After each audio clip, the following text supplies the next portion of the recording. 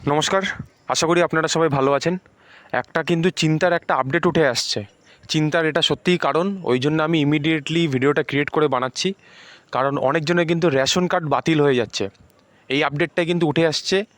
আপনারা কিন্তু immediately check করবেন। আমি স্টেপ বাই স্টেপ সব কিছু বলে দিচ্ছি। নর্মালি আমরা জানি যে রেশন কার্ডের কিন্তু অনেক শ্রেণী বিভাগ হয়। যেমন AAY, আর কি আছে PHH, SPHH, এগুলো নর্মালি আমরা জানি এগুলো আছে। এবার AAY কাদের দেয়? এগুলো যারা অত্যন্ত দরিদ্র। এখানে কিন্তু বায়োমেট্রিক এবং আধার যাচাইকরণ কিন্তু বাধ্যতামূলক। আর PHH এবং SPHH কাদের দেয়? এটা দেয় হচ্ছে পরিবারের সংখ্যা, সদস্য সংখ্যা কত এর উপর নির্ভর করে এটা আসে। এখানে কিন্তু তথ্য যদি ভুল থাকে তাহলে কিন্তু বাতিল হওয়ার কিন্তু চান্স থাকে। পশ্চিমবঙ্গের একটা তথ্য অনুসারে দেখা গেছে যে যদি 12খানা যদি রেশন কার্ড হয়, 12খানা যদি মোট কার্ড হয়, তার মধ্যে 3টে কিন্তু নিষ্ক্রিয় এবং বাদবাকি 9টা সম্পূর্ণভাবে সক্রিয় কার্ড আছে।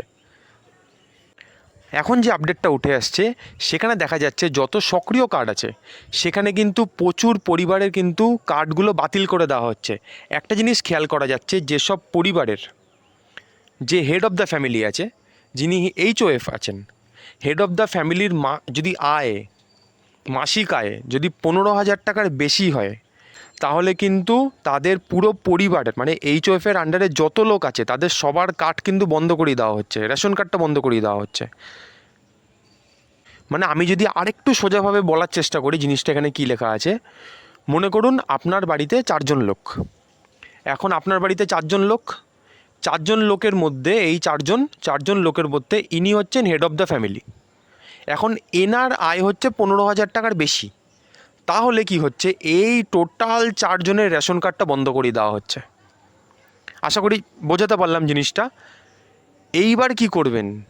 সবার আগে কি করবেন, সবার আগে আপনি লগ ইন করে আধার নাম্বার দিয়ে লগ ইন করে ড্যাশবোর্ড ওপেন করবেন। ওখানে দেখবেন কী লেখা আছে, এরকম টাইপের কিছু জিনিস আসবে। ওখানে কী লেখা আছে ভালো করে খেয়াল করবেন। ওখানে যদি কোনো রকম KYCর যদি প্রয়োজন হয়, ইমিডিয়েটলি KYC করে নেবেন।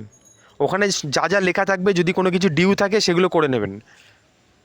আমি তাও মেন কটা জিনিস বলে দিচ্ছি। আপনি যখন লগ ইন করবেন সবার আগে চেক করবেন যে আপনারটা অ্যাক্টিভ আছে কি নাকি বন্ধ হয়ে গেছে, সেটা চেক করবেন। আপনার কোনো রকম যদি KYC যদি কিছু ডিউ থাকে, যদি KYC যদি করতে বলে সেগুলো করবেন। এবং যদি কোনো রকম বানান যদি ভুল থাকে, আধার কার্ড অনুসারে যেন সব ঠিকঠাক থাকে, সেটা একটু এডিট করলে ওখানে এডিট করে নেবেন। ইমিডিয়েটলি করবেন। এখানে কিন্তু কোনো রকম গাফিলতি করবেন না, তাহলে কিন্তু রেশন কার্ডের উপর এফেক্ট পড়বে। কারণ অলরেডি কিন্তু অনেক জায়গায় এরকম চালু হয়ে গেছে কিন্তু। এবং যদি কোনো এডিটের প্রয়োজন না হয় তাহলে একবার সব মিলিয়ে নেবেন সব ঠিকঠাক আছে নাকি, কোনো রকম বানান ভুল বা কোনো রকম KYCর প্রয়োজন, সব মানে সব কিছুই দেখে নেবেন যে কোথাও কোনো রকম সমস্যা যাতে না হয়। যদি আপনার পরিবারের যদি যিনি হেড অফ দ্য ফ্যামিলি আছেন তার যদি মাসিক আয় যদি 15,000 টাকার কম হয়, তাহলে এখানে ভয় পাওয়ার কিছু নেই। আর আপনার যদি নামের বানান থেকে চালু করে KYC সব যেন ঠিকঠাক থাকে, তাহলে কোনো রকম চিন্তার কারণ নেই। এখানে তাদের কোনো রকম কিন্তু সমস্যা হবে না, কারণ আধার কার্ডের নাম্বার দিয়ে কিন্তু ট্র্যাকিং করা হচ্ছে সব কিছু এগুলো। তা সব যদি ঠিক থাকে তাহলে কোনো চিন্তার বিষয় নেই। কিন্তু যদি কারো যদি মনে হয় যে না সব কিছু ঠিক আছে কিন্তু আমার হেড অফ দ্য ফ্যামিলিতে 15,000 টাকার বেশি, আমার কি তাহলে কোনো সমস্যা হতে পারে, এরকম যদি কোনো চিন্তাভাবনা থাকে আপনাদের, তারা একটা কাজ করতে পারেন। যাদের আয় 15,000 টাকার বেশি, যদি হেড অফ দ্য ফ্যামিলির যদি আয় 15,000 টাকার বেশি হয়, তাহলে কিন্তু তার কার্ডটাকে জেনারেল করে নিতে পারেন। জেনারেল কার্ড কী করে করবেন, আপনি চাইলে বাড়িতেও করতে পারেন। আর যদি না হয় তাহলে সাইবার ক্যাফেতে চলে যাবেন। ওরা যেহেতু ওরা এইসব কাজকর্ম করে সাইবার ক্যাফেতে, ওরা জিনিসটা ভালোভাবে করে দিতে পারবে। তা কি বললাম, যদি কারো এরকমভাবে ডাউট হয় যে আমার সব কিছু ঠিক আছে, তারপরেও যদি মনে হয় যে না আমার আমার পরিবারের যিনি হেড আছেন তার মাসিক আয় 15,000 টাকার বেশি, পরে গিয়ে কোনো সমস্যা হতে পারে বা কিছু, তাহলে তার কার্ডটাকে জেনারেল কার্ড করে নেবেন। এখন আমি তো একটা সলিউশন বললাম, এবার সাইবার ক্যাফে গিয়ে যদি ওরা যদি অন্য কোনো কিছু বলে তাহলে সেটাই আপনি শুনতে পারেন। কিন্তু আমার যতটা মনে হচ্ছে যে যাদের আয় 15,000 টাকার বেশি তাদের জেনারেল ক্যাটাগরি করে নেওয়া উচিত, জেনারেল কার্ড করে নেওয়া উচিত। তাহলে কিন্তু পুরো পরিবারেরটা সেভ হয়ে যাবে। আমি যদি অন্যভাবে জিনিসটাকে বলি, তাহলে মনে করুন আপনার পরিবারে চারজন লোক, আমি আবার সেম চারজন লোক বললাম। তা চারজনের মধ্যে যাকে নিয়ে সমস্যা হচ্ছে তারটা যদি জেনারেল করে দেন তাহলে বাদবাকি তিনজনের উপর কোনো এফেক্ট পড়বে না।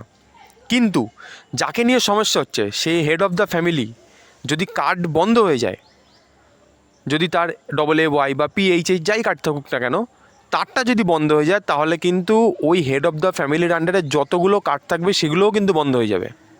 তা সব থেকে সেফ জোন কি, যে যাকে নিয়ে সমস্যা হচ্ছে তার কার্ডটাকে আমি জেনারেল করে দিই, তাহলে তো আর এপাশে যে কজন আছে তাদের তো কোনো এফেক্ট পড়বে না।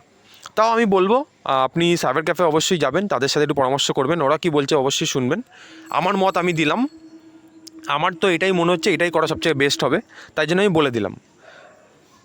আমি এক কাজ করব, বাড়িতে যারা যারা চেক করতে চান তাদের জন্য আমি ডেসক্রিপশানে না লিঙ্ক দিয়ে দেবো, যাতে আপনি চেক করতে পারেন। আমি অফিসিয়াল পোর্টালের একটা লিঙ্ক দিয়ে দেবো আমার ডেসক্রিপশান থেকে আপনি ক্লিক করে পুরো প্রসেস দেখে নিতে পারবেন।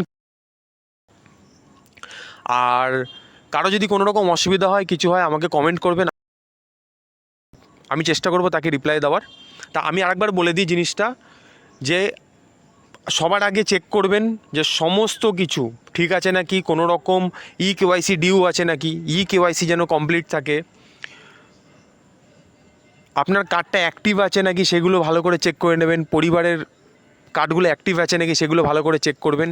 এগুলো কিন্তু ইমিডিয়েটলি করবেন, এখানে কিন্তু কোনো রকম টাইম ওয়েস্ট করবেন না। আমি ডেসক্রিপশানে লিঙ্ক দিয়ে দেবো।